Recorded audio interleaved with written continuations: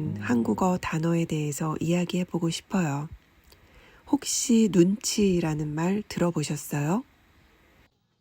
눈치를 사전에서 찾아보면 상황을 통해 다른 사람의 마음을 알아내는 것이라고 되어 있어요. 좀 더 쉽게 말하면 상대방이 직접 말하지 않아도 그 사람의 표정이나 말투, 행동, 그리고 그때의 상황을 보고 아, 지금 이런 마음이구나 하고 상대방의 마음을 알아차리는 거죠. 영어의 read the room 하고 상당히 비슷해요. 그런데 한국 사람들은 일상에서 이 눈치라는 단어가 들어간 표현을 정말 많이 써요. 눈치 빠르네. 진짜 눈치 없다. 왜 그렇게 눈치를 봐? 눈치 보지 마. 아마 여러분들 한국 드라마나 일상 대화에서도 한 번쯤 들어보셨을 거예요. 예를 들어 친구들이랑 카페에 있는데 한 친구가 자꾸 시계를 보는 거예요.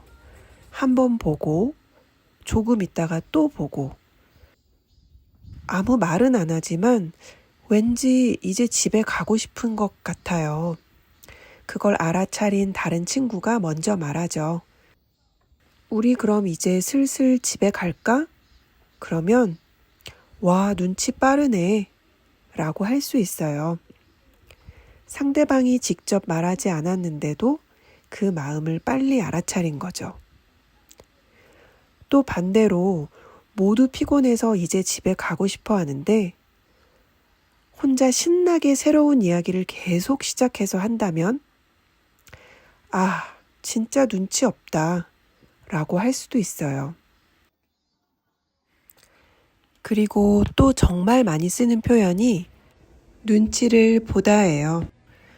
다른 사람의 마음이나 반응을 살피면서 내 말이나 행동을 조심하는 거죠. 예를 들어 볼게요. 회사에서 일 끝나고 회식 중인데 시간이 많이 늦었어요. 나는 이제 사실 집에 가고 싶어요. 근데 가만히 보니까 팀장님은 아직 너무 즐거워 보이세요. 시계를 한번 보고 팀장님 얼굴도 한번 보고 또 주변 사람들과 분위기도 한번 봅니다. 생각하는 거죠. 지금 먼저 가도 되나? 이럴 때 팀장님 눈치를 본다 라고 할 수 있어요. 팀장님 눈치 보느라 먼저 못 갔어. 이렇게 말할 수도 있고요. 그런데 눈치는 꼭 이렇게 진지한 상황에서만 보는 건 아니에요. 친구들하고 같이 밥을 먹는데 맛있는 음식이 딱 하나 남았어요. 나는 진짜 먹고 싶어요. 정말 먹고 싶어요. 근데 딱 하나 남은 그 음식을 아무도 안 먹어요. 젓가락을 들었다가 괜히 주변을 한번 슬쩍 보고 속으로 생각해요. 내가 먹어도 되나? 그럴 때 친구가 말할 수 있어요. 눈치 보지 말고 먹어. 이건 다른 사람의 반응 이런 걸 너무 신경 쓰지 말고 편하게 먹으라는 말이에요. 그럴 땐 그냥 맛있게 먹으면 됩니다. 그럼 이런 눈치는 한국에만 있는 걸까요? 꼭 그렇지 않은 것 같아요. 영어에도 read the room이라는 표현이 있고 어느 문화에서든 사람들은 상대방의 표정이나 말투, 행동을 보면서 그 사람의 마음을 알아차리니까요.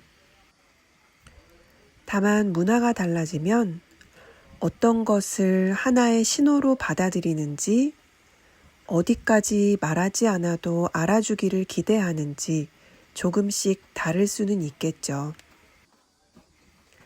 그래서 한국에서 생활하다 보면 처음에는 잘 이해하지 못했던 상황이 어느 순간 자연스럽게 이해될 때가 있어요. 그건 눈치가 없다기보다는 아직 그 문화의 신호를 배우는 중이기 때문일 수도 있고요. 저도 다른 문화권에 가면 마찬가지일 것 같아요. 자, 오늘은 눈치라는 한국어를 이야기해 봤어요. 눈치가 빠르다, 눈치가 없다, 눈치를 보다, 눈치 보지 마. 한국어를 배우다 보면 이런 말들을 자주 만나게 될 거예요. 그런데 눈치를 이야기하다 보니 저는 이런 생각이 들어요. 눈치는 다른 사람의 마음을 알아차리는 일이지만 다른 사람의 마음을 살피느라 정작 내 마음을 놓치지는 않았으면 좋겠어요.